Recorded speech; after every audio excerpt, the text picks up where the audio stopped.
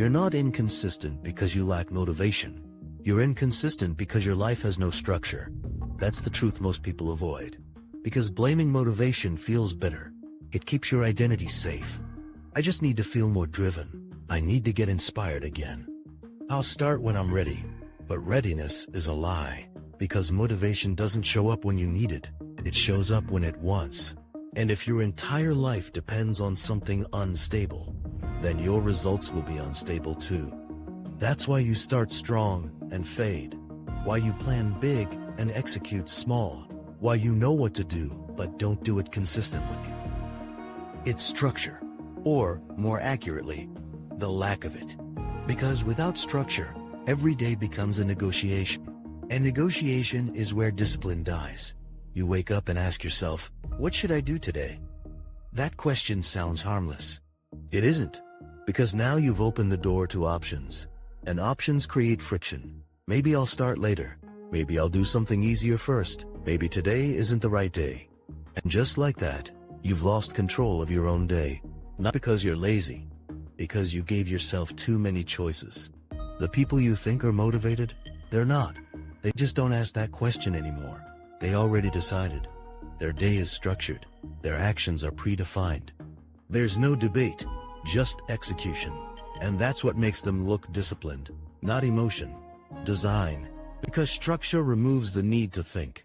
And when you remove thinking, you remove resistance. That's where consistency is built, not in hype, in systems. So let's break it down. Because once you understand this, you stop chasing motivation forever, and you start building something that actually works. First shift. Stop planning outcomes, start planning actions. Most people plan like this. I want to get fit. I want to make money. I want to be productive. Those are results, not actions. And results don't tell your brain what to do right now. So your brain stalls, it delays, it avoids, because it doesn't have clarity. So shift is simple. Replace vague goals with specific actions. Not I'll work out. I will train at 7 a.m. for 30 minutes. Not I'll be productive. I will complete task A before noon. Because clarity eliminates hesitation. And hesitation is where motivation dies. Now here's where it gets deeper. Even with clear actions, most people still fail. Why? Because they rely on memory. They keep everything in their head. Tasks, ideas, plans. And your brain? It's not built for storage. It's built for processing. So when you overload it, you create stress, and stress leads to avoidance. So the second shift, externalize everything. Write it down, your tasks, your priorities, your next actions. Get it out of your head, because once it's visible, it becomes real. And once it's real, you can act on it without overthinking. Now here's something most people don't realize. Your environment is deciding your behavior before you do. If your phone is next to you, you'll check it. If distractions are easy, you'll choose them. If your workspace is chaotic, your focus will be too. And then you blame yourself. But it's not you, it's the setup. So the third shift, design your environment for focus. Make distractions harder to access. Make work easier to start. Because when the right action is the easiest one, you don't need motivation. You just follow the path of least resistance. And that's powerful. Now here's where most people get stuck. They create structure, but they don't respect it. They skip, they delay, they adjust. And every time they do, they weaken the system. Because structure only works if it's non-negotiable. So the fourth shift, treat your plan like a contract, not a suggestion. If it's scheduled, you do it. No debate, no emotion, no I'll do it later. Because the moment you allow exceptions, you train yourself to break your own system.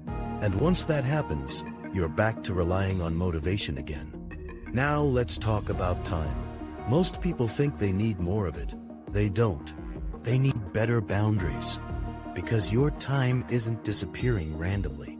It's being taken by distractions, by other people, by things you didn't plan. And if you don't control your time, something else will.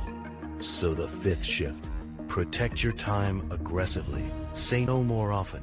Limit interruptions. Create blocks where you are unreachable, because focus requires protection, and without protection, your structure collapses. Now, here's the truth most people avoid. You will not feel like following your structure. Not every day, maybe not even most days. And if your system depends on feeling ready, it will fail. Ooh. So the sixth shift, detach from emotion. You don't wait to feel motivated. You act because it's scheduled, because it's part of your system, because that's who you are. Emotion becomes irrelevant, and once emotion is removed, consistency becomes possible. Not easy, but predictable. Now the final shift, and this is what separates people who change from people who stay stuck. Most people build structure, but they don't review it. They repeat the same mistakes. They keep systems that don't work, and over time, they burn out. So the seventh shift audit your structure weekly. What worked? What didn't? What needs to change? Because structure isn't static. It evolves, and if you don't adjust it, it breaks. But when you refine it, it gets stronger, smarter, more efficient, and eventually, it starts working for you, not against you. Now step back. Look at your life honestly. How much of it is structured, and how much of it is based on how you feel that day? Because that answer explains everything. Your progress, your inconsistency, your frustration, it's all connected. And once you see it, you can't unsee it. You realize something most people never do. Motivation was never the solution. It was the excuse. The thing you blamed. Instead of fixing the real problem, structure. Because when your life is structured, you don't need to feel ready. You don't need to be inspired. You don't need to negotiate with yourself. You just move, day after day, action after action, until the results show up, quietly, inevitably, and that's when everything changes. Because now, you're not relying on something unstable. You've built something solid, and solid systems create unstoppable people. So the question is simple. Will you keep waiting to feel motivated? Or will you build a structure that makes motivation irrelevant? Because one path keeps you stuck, the other makes progress inevitable. Choose carefully. Because your future isn't built on how you feel, it's built on what your system forces you to do. If this changed your perspective, subscribe, because the next video might change your life.